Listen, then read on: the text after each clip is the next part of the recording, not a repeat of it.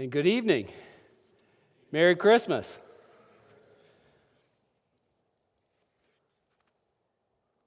These words may sound familiar to you.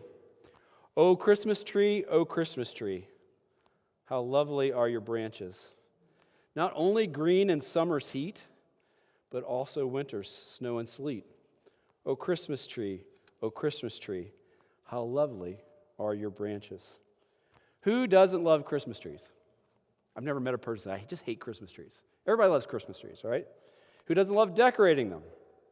Like you, okay, I'm sure that you do as I do as well, and have lots of memories involving Christmas trees. For instance, have you ever had that peaceful feeling of sitting in the dark with only the Christmas tree lights on? A lot of you are shaking your heads yes, okay?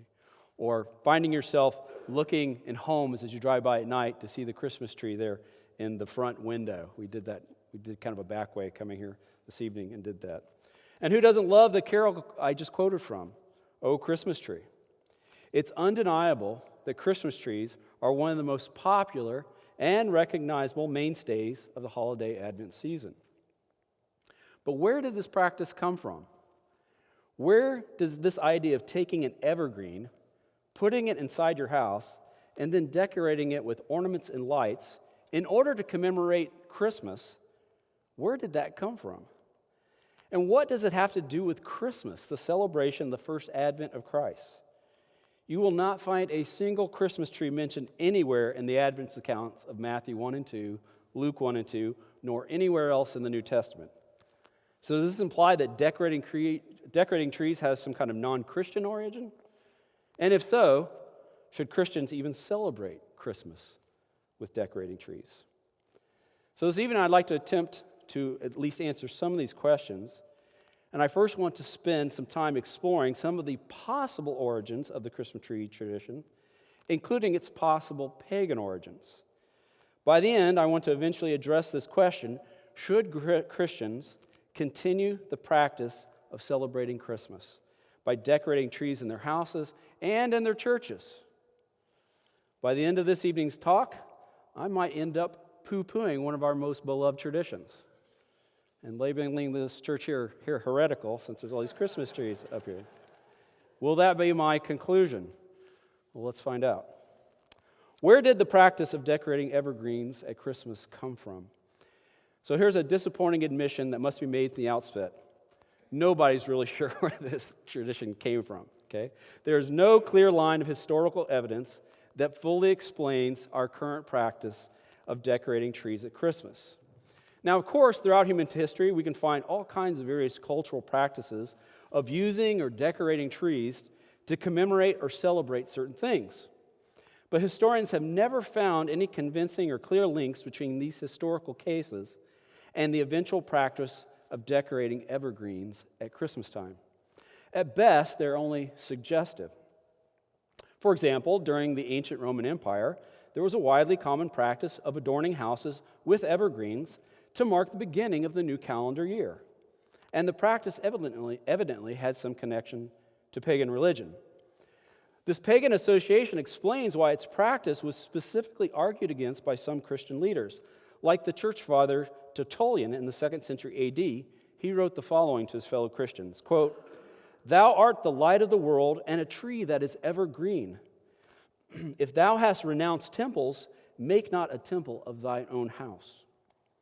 Yet even though this implies that some Roman Christians were indeed celebrating the new holiday year with evergreens in their home, this did not seem to extend to further centuries of Christian practice, and thus does not seem to have any connection to the later practice of decorating trees at Christmas.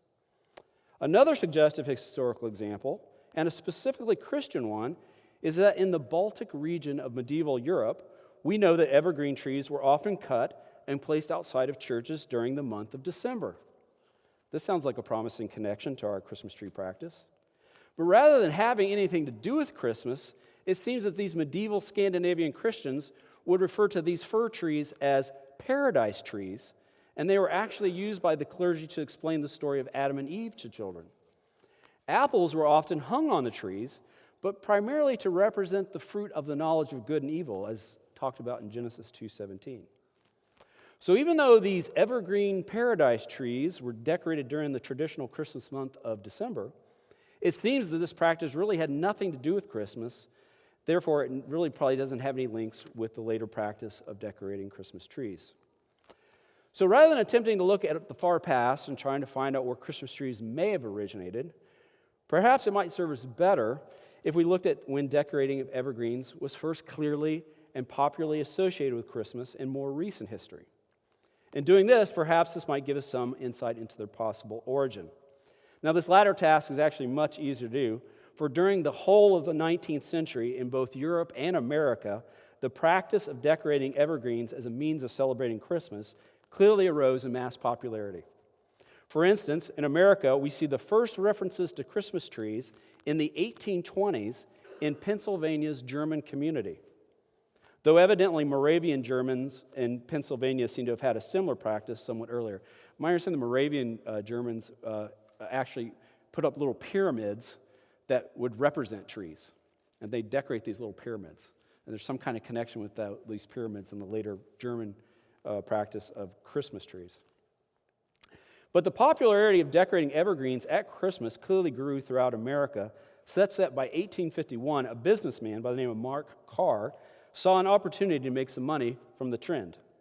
Just before Christmas of that year, Carr took a huge horse-drawn sled out into the Catskills, chopped down a score of evergreens, and hauled them back to New York City for sale.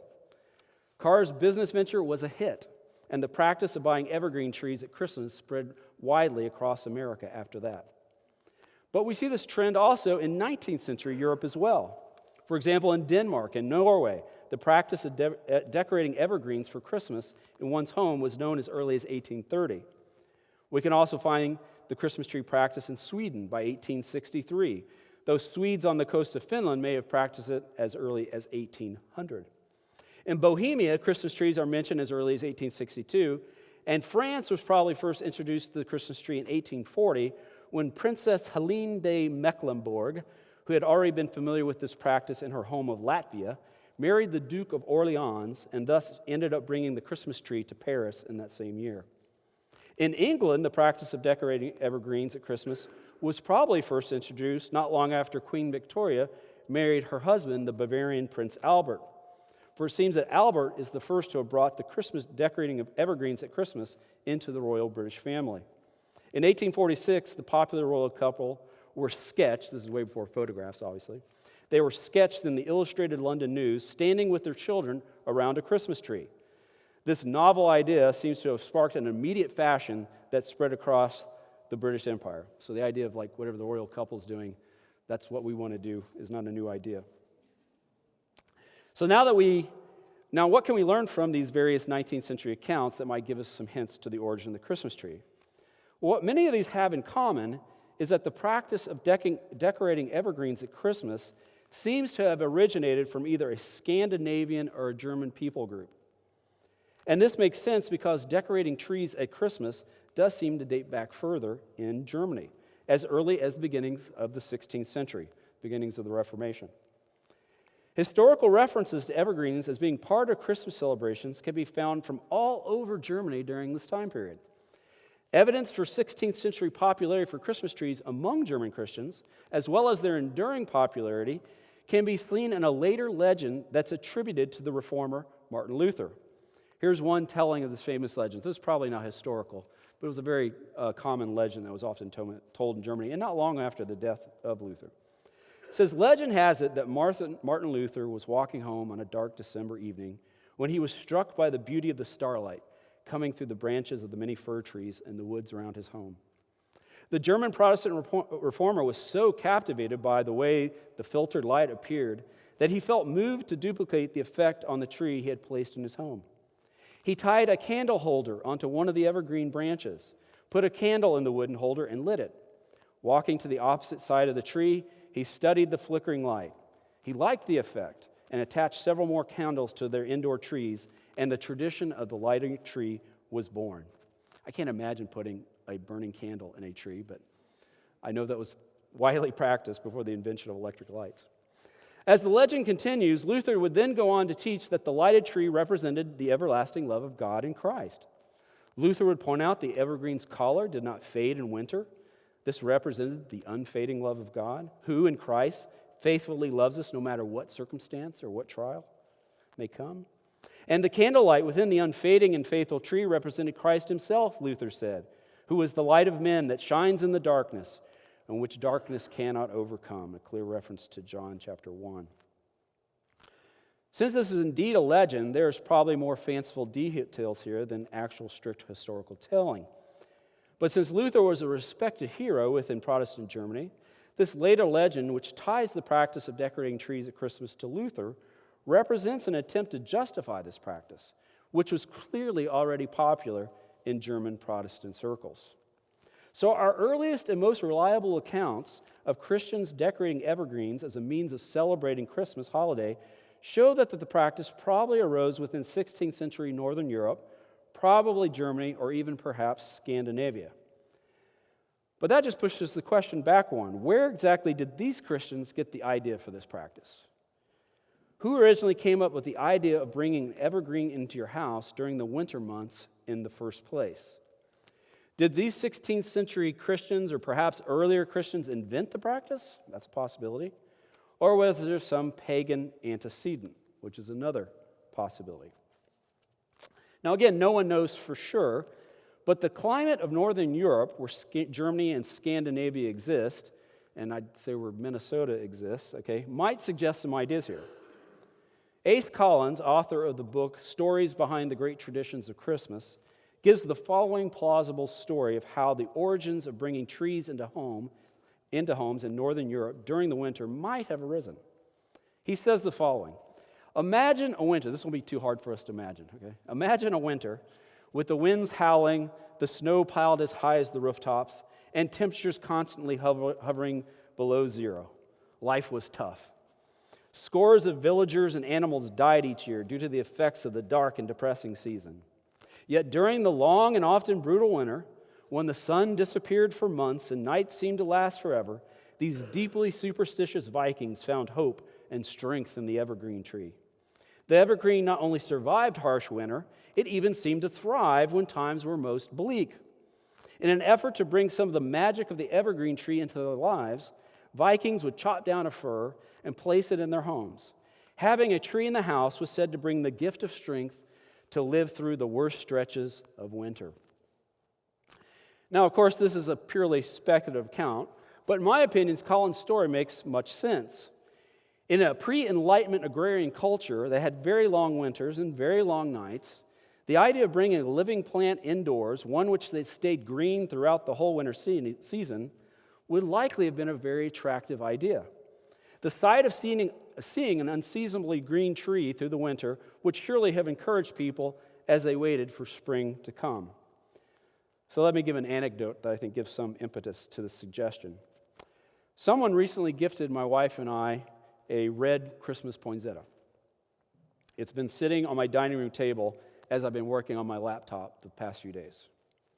And I have to admit, after staring out the window of my dining room on these cold, overcast, short days of Minnesota December, looking occasionally over at this poinsettia does indeed give one a bright spot in the day.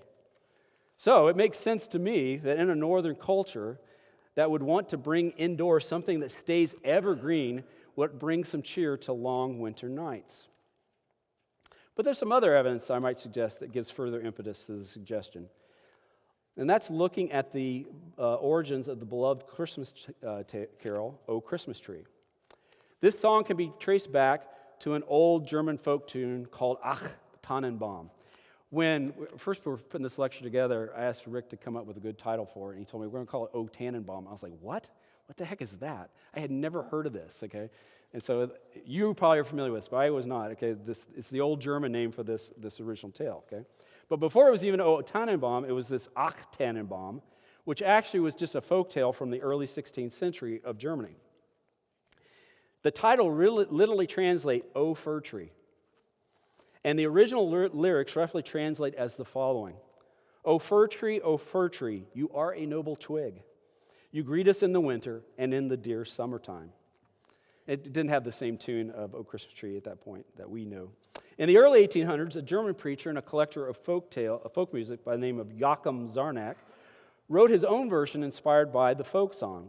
He referenced the true or firm needles of the fir tree as a contrast in his sad tune about an untrue or unfaithful lover. But the best-known version of the Tannenbaum song was written a little later in 1824 by Ernst Gebhard Anschutz. And Anschutz was a well-known organist, teacher, poet, and composer from Leipzig, Germany at the time. And it's his version of O Tannenbaum that eventually is translated later in the 1800s into our beloved English Christmas carol, O Christmas Tree. And as decorating evergreens became more and more associated with Christmas time in England, in the 19th century, the lyrics slowly morphed from Anschutz's O fir tree, how loyal are your needles, to the now more familiar lyrics of O Christmas tree, how lovely are your branches. And so it seems that the history of the Tannenbaum tune suggests that fir trees, evergreens, had long been valued in Northern European cultures for the representation of their constancy, of staying green, particularly during the winter months, before they were ever incorporated into Christmas practices of the 16th century German Christians. But there's an even earlier Germanic source than the Tannenbaum song that suggests the importance of evergreen trees in early German or Scandinavian culture, and it is also sometimes appealed to for why we have the later Christian practice of decorating Christmas trees.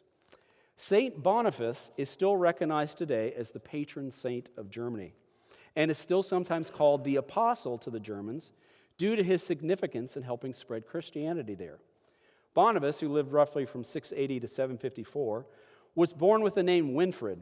He was son to a prominent Anglo-Saxon family in England. Winfrid became a Benedictine monk at a young age and soon became part of the Christian missionary efforts to the Northern Europe at the time. He attempted some early but unsuccessful missionary efforts there, but eventually returned in 718, where he would spend the rest of his life working as a missionary, a bishop, and as a papal envoy until his martyrdom in 754. The Latinized name Boniface was first given to him by Pope Gregory II upon his being commissioned for missionary work. The earliest historical account we have of Boniface's life is aptly called The Life of St. Boniface, was penned by a priest by the name of Winibald, written in 768, not long after the death of Boniface. And the most famous event within this hagiography is Boniface's felling of a tree that seemed to have operated as a pagan focus of worship. So here's Willibald recounts this. I'll read it. Some continued secretly, others openly, to offer sacrifices to trees and springs, to inspect the entrails of victims. Some practiced divination, legerdemain, and incantations. Some turned their attention to auguries and auspices and other sacrificial rites, while others of a more reasonable character forsook all the profane practices of the pagans and committed none of these crimes. With the counsel and advice of the latter persons, Boniface, in their presence, attempted to cut down, at a place called Gesmere, a certain oak of extraordinary size, called in the old tongue of the pagans, the oak of Jupiter. Taking courage in his hands, for a great crowd of pagans stood about watching, bitterly cursing their hearts, the enemy of their gods, he cut the first notch. But when Boniface had made a superficial cut, suddenly the oak's vast bulk, shaken by a mighty blast of wind from above, crashed to the ground, shivering its topmost branches into fragments as it fell. As if by the express will of God, and Willibald adds, for the brethren there had nothing to do with it, the oak burst asunder into 4 parts, each part having a trunk of equal length. And at the sight of this, the extraordinary spectacle, the heathens who had been cursing ceased to revile and began, on the contrary, to believe and bless the Lord. It has a real sort of Elijah at Mount Carmel kind of feel to it, doesn't it? Okay. Thereupon, we're told that the holy bishop, Boniface, took counsel with his brethren and built an oratory or a chapel from the timber of the oak and dedicated it to St. Peter the Apostle. Now, as with the legend of Martin Luther, the life of St. Boniface is clearly more than a strict historical retelling. And as with most medieval hagiographical writings, Willibald's account probably takes more than its fair share of poetic license in order to produce some dramatic effect. Nevertheless, Willibald's account of Boniface's felling of the tree is more than likely based upon an actual historical event that Boniface did indeed perform, and which was probably instrumental in spreading the gospel of Jesus Christ throughout pagan Germany at that time. And so the importance of a tree to this medieval pre-Christian German culture is more than likely true. But if the Christian practice of decorating Christmas trees does go back to these pagan origins, should Christians continue the tradition of decorating Christmas trees? Again, let me reiterate, our current practice of decorating Christmas trees has no clear direct connection to any sort of pagan practice. There's not any good historical evidence for this. But, this is my philosophical side coming out, for the sake of argument, let's go with it. Okay? Let's assume our Christmas tree practice does go back to some pagan origins. And if that indeed were the case, how should Christians think about this practice now? So I want to begin to think about the question by looking at least one imaginative Christian defense of Christmas trees. Willibald's account of Boniface is retold in the 19th century by a popular American writer by the name of Henry Van Dyke. Van Dyke was a Princeton Seminary graduate who served for a time as a Presbyterian pastor. He was a friend of Helen Keller, officiated the funeral of Mark Twain, and later was appointed as an ambassador, U.S. ambassador, by his friend and former classmate, President Woodrow Wilson. But Van Dyke is mostly remembered today as an author of popular stories, and his most popular stories were his Christmas ones, such as The Story of the Other Wise Man, The Christmas Spirit, and his most well-known story, The First Christmas Tree, penned in 1897, which is both a retelling of the tree incident with Boniface and simultaneously a fictional account of how Christians supposedly acquired our practice of the Christmas tree. Now again, this is Van Dyke's imaginative retelling of Willibald's account of Boniface, but it is ingeniously and romantically told, making the German pagans followers of the Norse gods and setting the whole incident on the night of Christmas Eve. So let me read a few excerpts to give you sort of a flavor of the story. It's a very short story and it's free online. I encourage you to read it. I think this would be a great story to read to children, actually. So on the way to the pagan tree, Van Dyke has Boniface tell his band of fellow Christian missionaries the following. He says, "Courage, brothers, and forward yet a little. The moon will light us presently, and the path is plain. Well know I that the journey is weary, and my own heart wearies also for the home in England, where those I love are keeping feast this Christmas Eve. But we have work to do before we feast tonight, for this is the Yuletide, and the heathen people of the forest are gathered at the Thunder Oak of Geismar to worship their heathen god, Thor. Strange things will be seen there, and deeds which could make the soul black.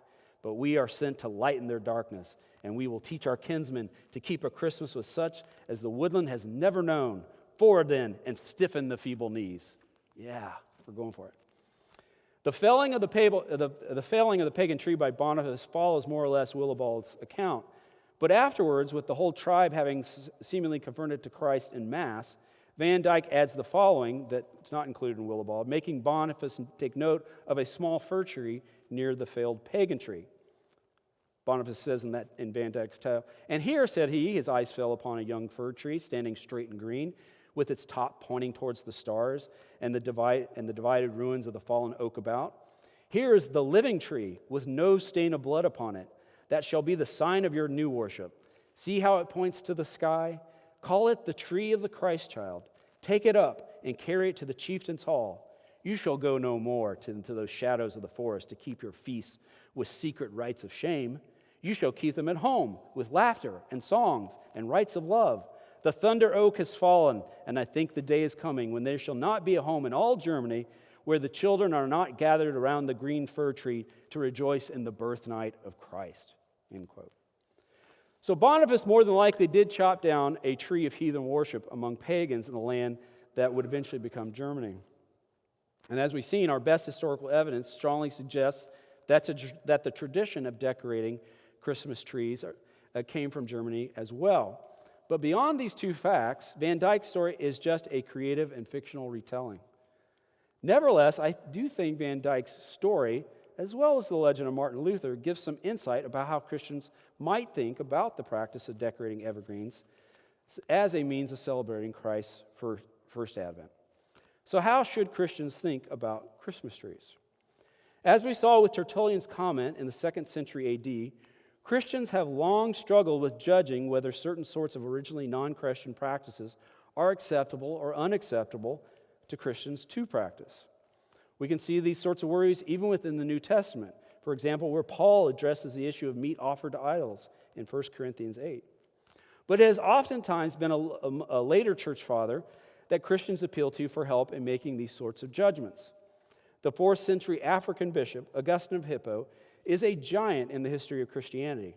His thought and his theology have greatly influenced Christians for centuries, including about how we should think about possibly adopting non-Christian things. Most famously in his work, English title, On Christian Doctrine, Augustine comments upon an event in Exodus 12, verses 35 to 36, which follows right after the first Passover. It's the incident where the Israelites asked the Egyptians for their silver and their gold and some clothing before leaving Egypt. We are told in that story that the Egyptians gave in to the Israelites' requests, and thus the Israelites, quote-unquote, plundered the Egyptians. Augustine makes the very sensible inference that these same silver and gold items that the Israelites took from the Egyptians were more than likely the very same precious metals that were used later for building the Hebrew tabernacle and the ark, which Augustine interprets as God's symbolic victory over the Egyptian gods. In short, Augustine sees this biblical example as setting forth a principle that the appropriation of ungodly people's goods is not only acceptable, but proper when those goods are used for godly ends. And this example of plundering the Egyptian has, since Augustine's time, often been appealed to as a principle of Christian practice.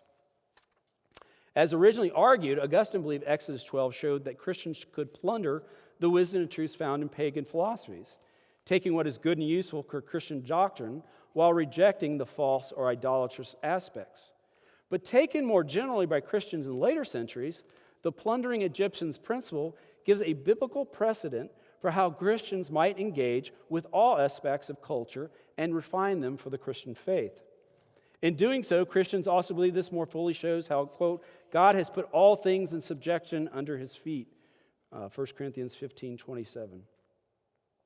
As creator and Lord, everything is God's. Everything belongs to God. So the proper appropriation of things for explicitly Christian purposes is just a reaffirmation of what is already God's possessions anyway. This is why I personally like to further tease out Augustine's comparative metaphor here about plundering the Egyptians in the following way. Note that the gold that the Egyptians owned and had probably used for making idols and other ungodly purposes was originally God's gold. They had mined it from ore that God had placed in the earth, though put there for man's delight and man's benefit. Since the Exodus Israelites were God's covenant people, they were not so much plundering the Egyptians as reacquiring God's gold from ungodly people in order for it to be once again used for God's purposes. Now, what does any of that have to do with Christmas trees? Well, again, let's reiterate, that's not entirely clear that the practice of decorating Christmas trees goes back to some pagan source. But again, for the sake of argument, let's assume that's indeed the case. The plundering Egyptians principle should encourage us to think about any pagan idea or practice and how it might be used by Christians in a way that could glorify God. At the very least, this biblically rooted principle should caution Christians from too broadly claiming the following: Christians cannot do X because pagans originally did X. Pagans wore clothes. Pagans used tools. Does that imply that Christians should go about naked and use only rocks and sticks? Of course not. But neither does the plundering Egyptian principle claim that we should blindly adopt pagan practices or ideas. As people of the book, the Bible, Christians should think carefully and prayerfully about any practice, including about how to celebrate Christmas. But the plundering Egyptians principle does encourage us to think proactively about how this can be done. So again, how should Christians think about Christmas trees? Well, I would suggest that the plundering Egyptians principle reminds us that even if decorating evergreens was originally used by pagans for ungodly purposes, nevertheless, all trees were made by God.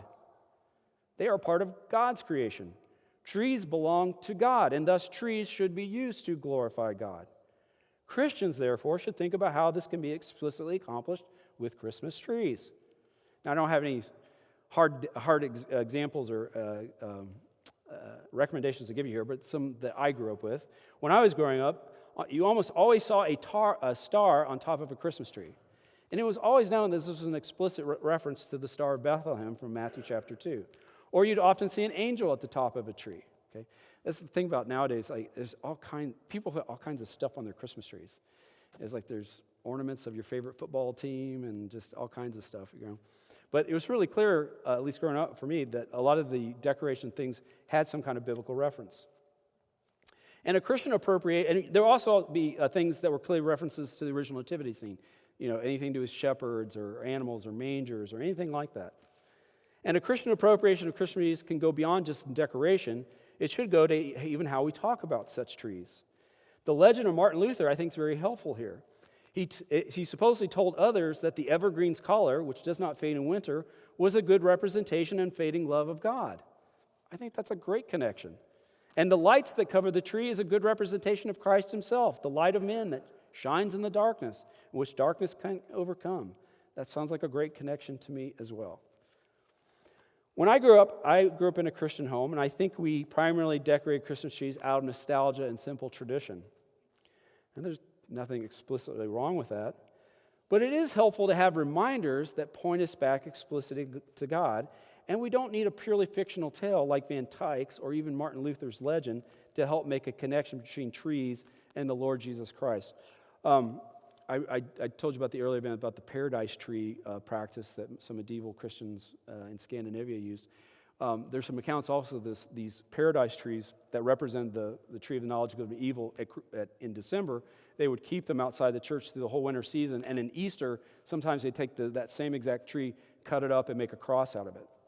So they would symbolically use the very means of the fall as also the means by which Christ brought redemption. I don't think that's accidental, right? The Bible tells us that Christ redeemed us from the curse of the law by how? Galatians 3:13, and referencing Deuteronomy 21, says, "Cursed is everyone who is hanged on a tree." Paul makes that explicit connection with Christ on the cross. So Christmas trees, I would argue, can indeed remind Christians of the primary purpose of Christ's advent, that our Lord came to deliver us from our sin by dying on a tree, and that is regardless of where the actual Christmas tree practice came from. O Christmas tree, how lovely are your branches, not only green in summer's heat, but also winter's snow and sleet. O Christmas tree, how lovely are your branches. Thank you.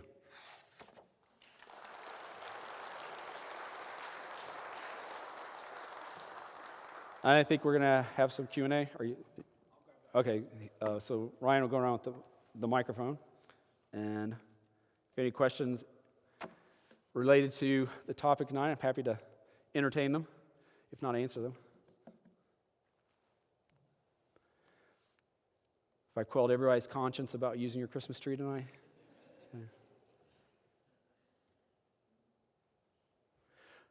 Yeah.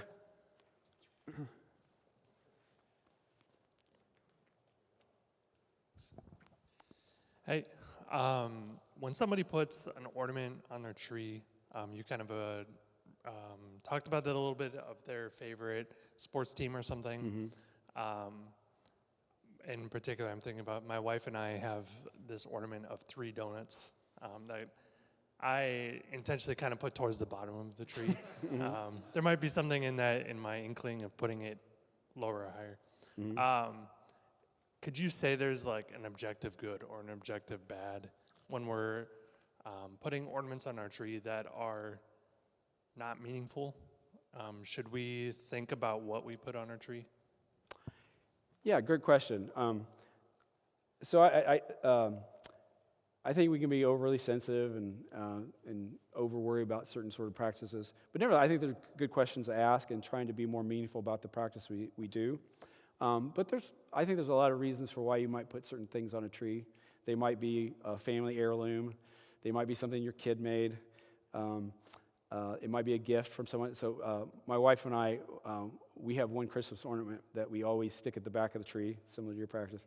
It's actually, I think somebody, I think my sister-in-law gave this to us. It's actually it has nothing to do with Christmas, but it's an ornament of a Confederate soldier with a Confederate flag. Okay.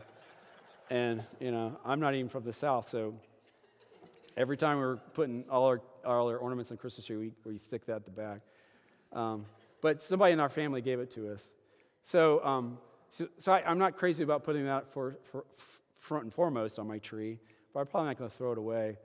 So I think it's worth thinking about why we do intentionally the things we do. But I think there's a lot of good reasons for why you might put things on your tree. Like, again, they might have family connections. They might be things that are important to family, things like that.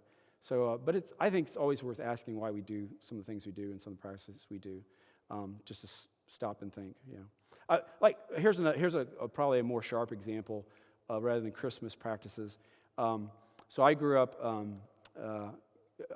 trick-or-treating on Halloween and never thought twice about trick-or-treating on Halloween. It wasn't until I was in my 20s I was going to a church that had really serious qualms about celebrating Halloween. So we would have this thing called a fall festival that the kids would come to and get candy. It wasn't Halloween, it was called Fall Festival.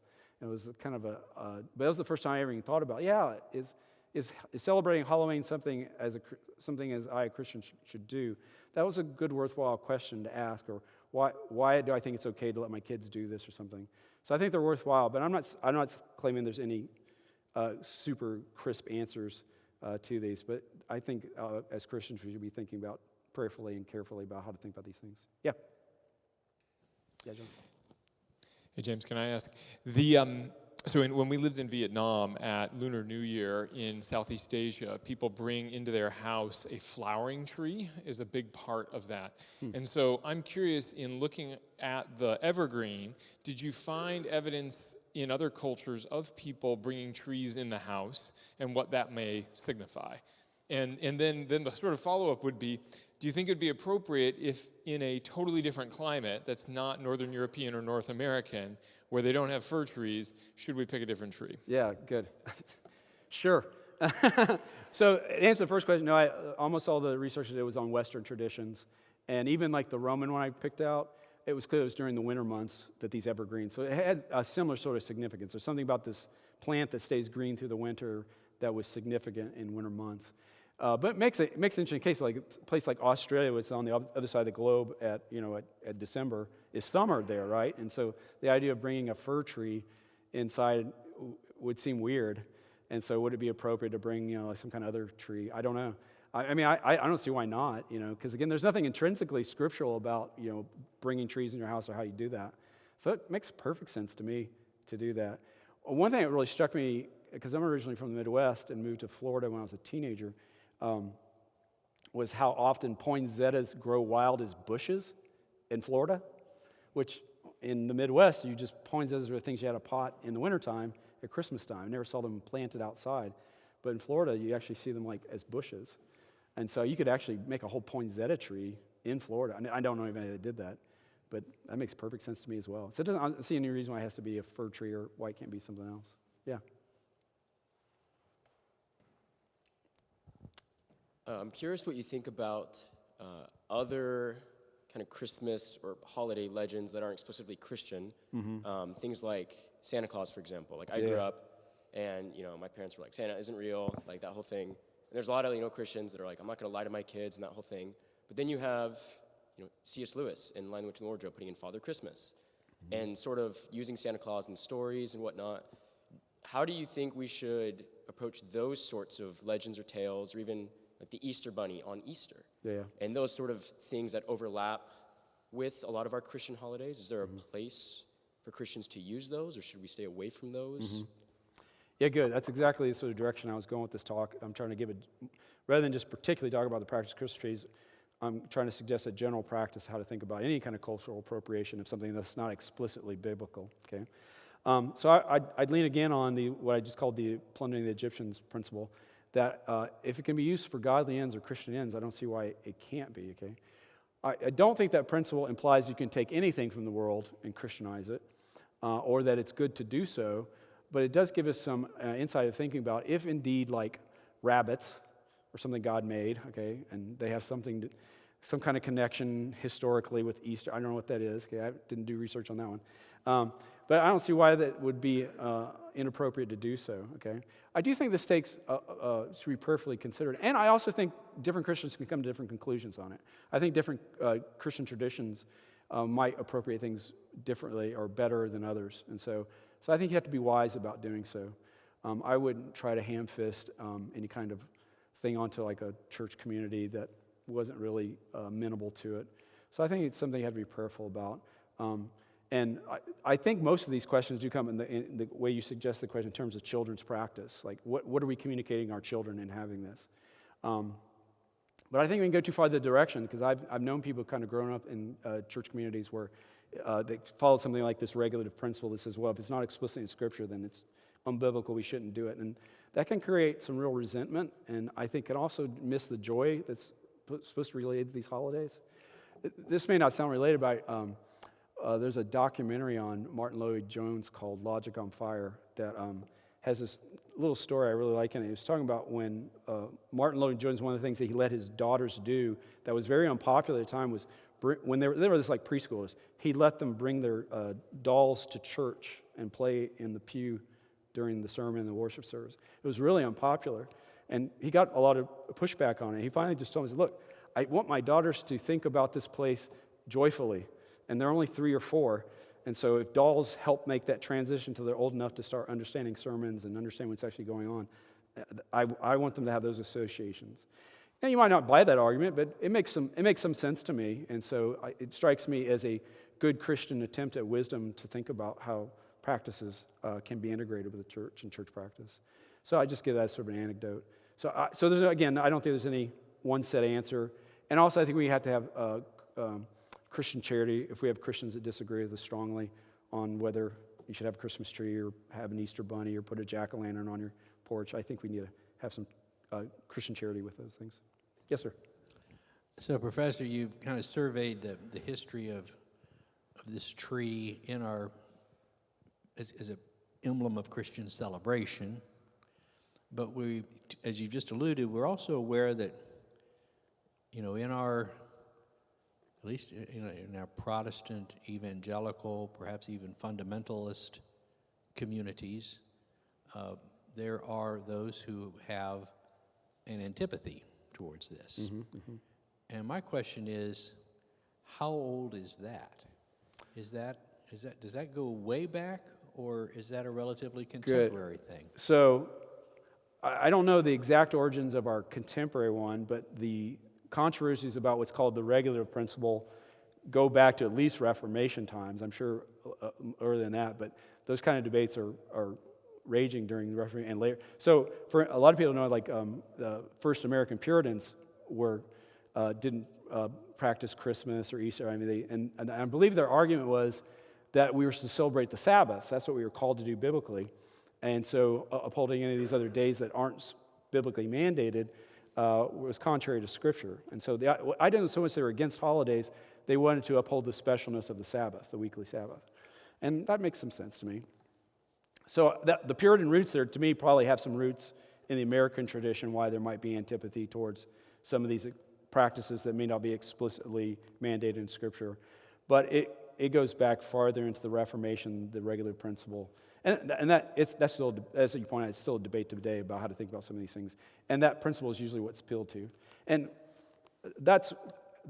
I had stated this at one point, I said, and it was actually a knock at the regulative principle, because the most broadest understanding of the regulative principle says, if pagans did X, Christians shouldn't do X.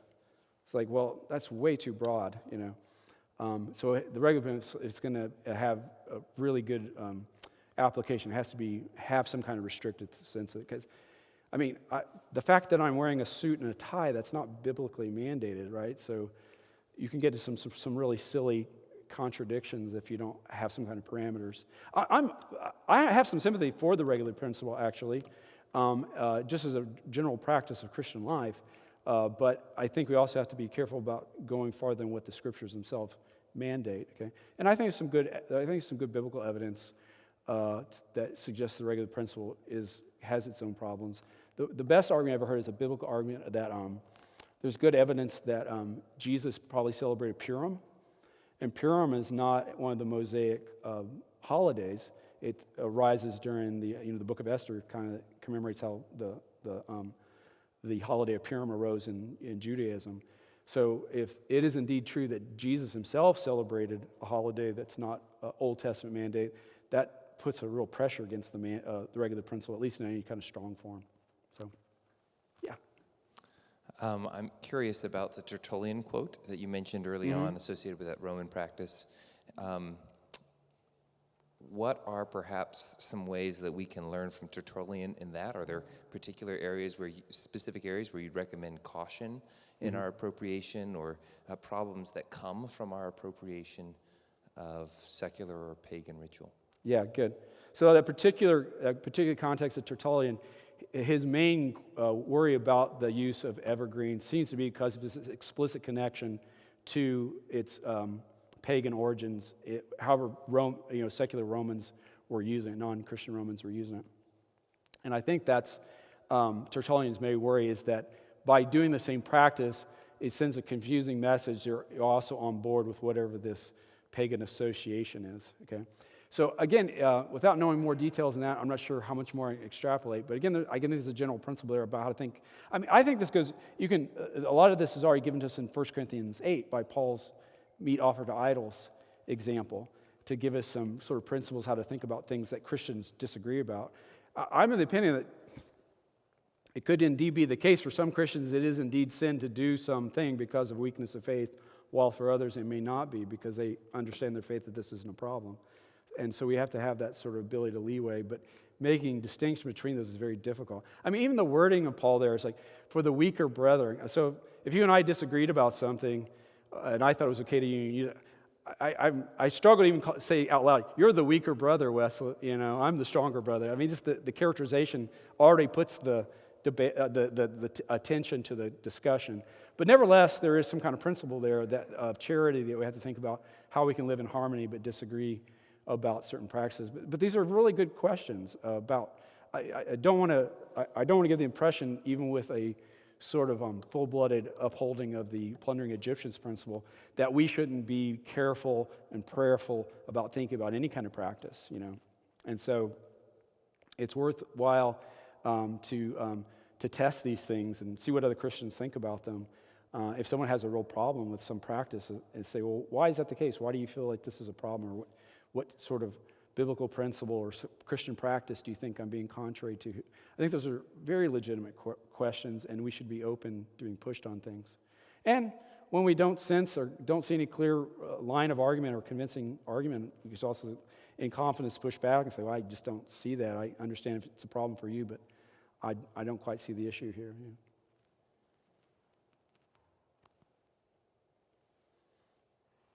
Might I first suggest that maybe one of these happens next year on the Halloween? Okay. Potentially. Anyway, so you said that there are cautions that need to be made in plundering, and we can't just do it across the board. Right. So then my question to you is, if, in some sense, to use the tagline, if all truth is God's truth, in some sense, and if we can view light taking over darkness, in that Christianity is taking pagan things and making them Christian to the glory of God, should we see that as, in a sense, Christianity conquering, the light conquering the darkness? And if so, why should we be, hesitant's the wrong word, why should we be reserved in applying that to as many things as we possibly can, to just take over everything and say, this is ours, we're going to use this? Good. Why do we need to be careful there? And if so, what are some guiding principles to keep us from going wrong, but also to do the most that we can? Yeah, good. So I would just say, I don't think you have to go as richly as going through Christian history. Just, I think if you've been a Christian long enough, you'll meet people who claim to be believers that their life doesn't seem to match up with what claims of Christ are. So the problem of worldliness has always been a problem and a temptation for Christian. Even in the New Testament, you see this. And so because worldliness is an actual real problem, we're still fallen, and even as redeemed people, we still deal with fallen nature. There's always temptations in various ways, including when we try to adopt certain practices or certain ideologies or certain worldviews or concepts. And there's a history of Christian thoughts littered with these, where they can be taken wrongly or not applied well or not applied strictly enough or sloppily, whatever. And there's aberrations, there's sinful consequences that arise from them. So I don't have any principles to offer how to, it's just, again, it's sort of a general sort of, we have to be prayerful and careful and think through these things. And I think being knowledgeable of Christian history is very helpful, actually, to see some of the mistakes that have gone before. I mean, I don't know about you, but I've had those friends who claim to be believers, but they seem like they can watch anything and do anything, and somehow they are free in Christ to do so. I think that's taking the freedom of Christ way too far, Now, they can pull, like, well, you're the weaker brother, James, and I have stronger faith. But I think that's often can be a crutch or a hide for what's really going on. So I appreciate, I like your original point. It's like, yeah, I think we should be bold about taking all things back for God. I mean, at a place like Bethlehem College and Seminary, we're very intentional about that. But there's cautions to be had. And that's why I do have some sympathies sometimes with what's sometimes called the biblicist perspective or the strict regular principle perspective that wants to be strictly biblical. I've got real sympathies with that because I want my life to line up with Scripture, okay, as well. But I don't think that you can do that strictly. And I think if you understand Scripture well, Scripture itself, it's always referencing to things outside of it. So I think there's a healthier, balanced way of understanding that this is God's world, even though it's fallen. And part of our redemptive mission is thinking about things in light of Christ. And that includes trying to appropriate things and think about things in a Christian way. But I think there's probably plenty of things out in the world that we probably shouldn't be messing with, or, I can't come up with I'm not good at coming up with things on the fly, but I don't know. Is there Christian Pokemon? I don't know. Something, yeah. But I'm sure there's limits to it. But I'm also I'm happy to encourage, especially our students, to think about how to take things for Christ. I mean, I think a part of what we try to do at Bethlehem, especially in the college, is try to encourage students to be good students in themselves, how God sovereignly put them together. Like, you got this really passion for, quilting. How can you use that for Christ? I don't know, but I want to try to encourage you to go with it, Who knows? When you look at someone like, take someone like J.R. Tolkien, who spent his whole life like inventing elven languages, you're like, what a waste of time. But was it? I don't think so, actually. So you can be amazed. I think we could be amazed by unleashing people to think about how God could be glorifying himself in all kinds of ways that we haven't even imagined yet, okay? But I temper all that with also saying we need to be prayerful and careful about thinking about those things. So, yeah, good question. By the way, before I had this talk, I was planning this whole talk just thinking about Christmas trees, but I had more and more people coming in. Are you going to argue against Christmas trees? Are you going to tell us we should get our Christmas? And I started thinking, I bet there's going to be Christians that are going to be asking some questions about cultural appropriation stuff, so I need to be prepared for this. So I think these are really good questions. I think they're always ongoing questions, as times change, to think about all kinds of things that come at us. Is this an appropriate thing that we as believers should be involved in? Can it be Christianized in some way? Or no, it's actually the sort of thing that shouldn't. I think those are always good self-examination questions to be ongoingly doing. Yeah, sorry. If you'll be patient with one more question on cultural appropriation. So we've talked a lot today about historical origins and weighing historical origins, and you model beautifully going back and asking where did it come from. My question is maybe more along the lines of Dr. Hoagland's, asking about contemporary signification of something. Mm-hmm. So you stayed in the holiday realm.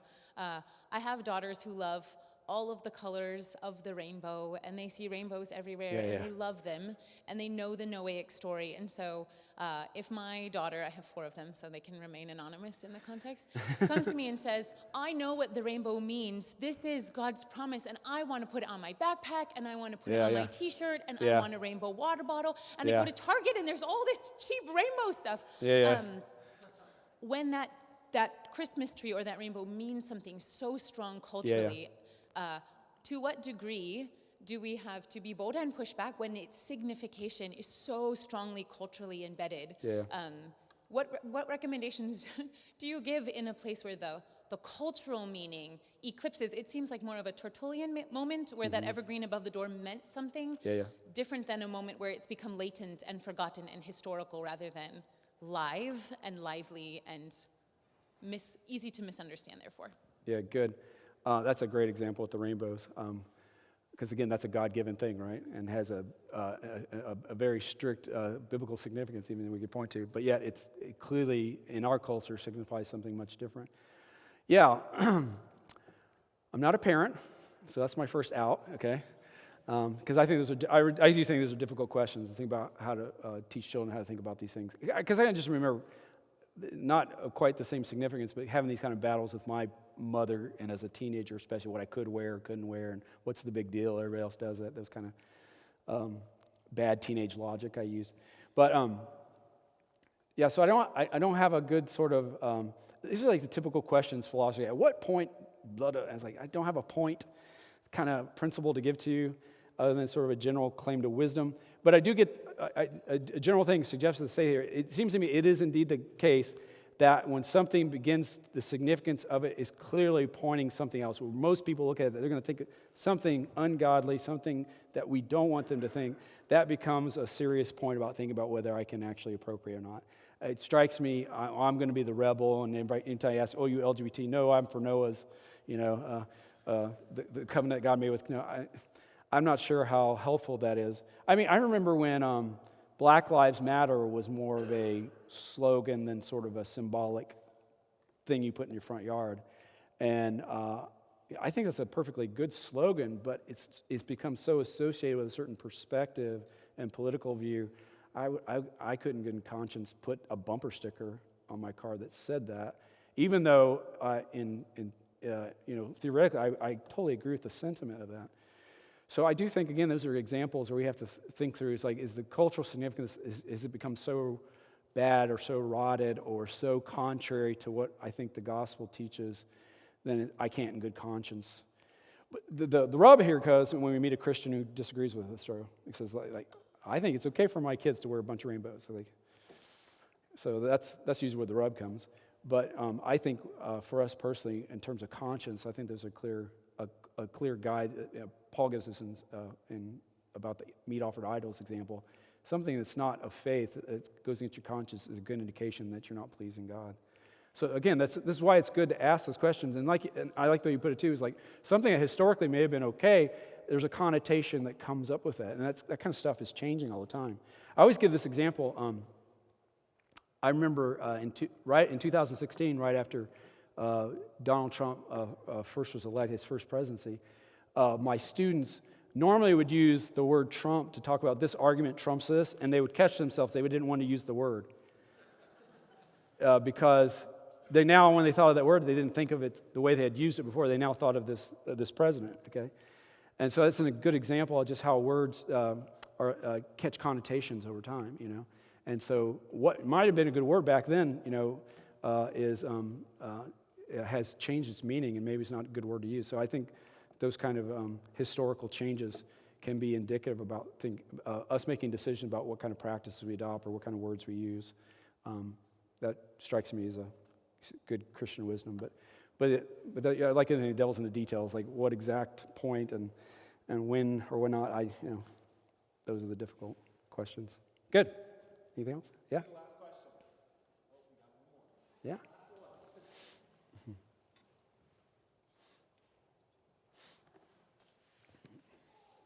Sorry for making you walk all that way. My thoughts aren't like fully formed, so if I'm not articulating this well, I'm sorry. In plundering the Egyptians and kind of reappropriating the Christmas tree, it seems to me that it can't really be just this passive thing where it's like, oh, it's permissible for me to do this, so therefore I don't have to approach it in a certain meaningful way.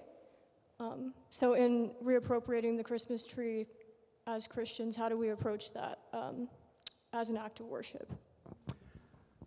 So I'm not quite sure if I understand. I just had a hard time hearing. Did you hear, Ryan? Or yeah, you can reword it. You're fine.